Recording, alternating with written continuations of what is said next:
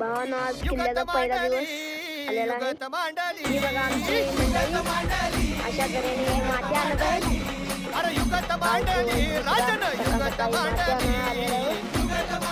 आमचा अध्यक्ष बघा कसं माती घालत आहे.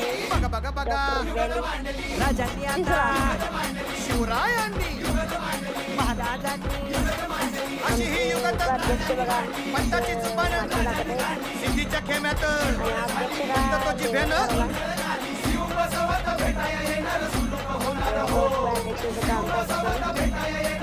हे शिव बसवत भेटाया येणार सुलूक होणार हो.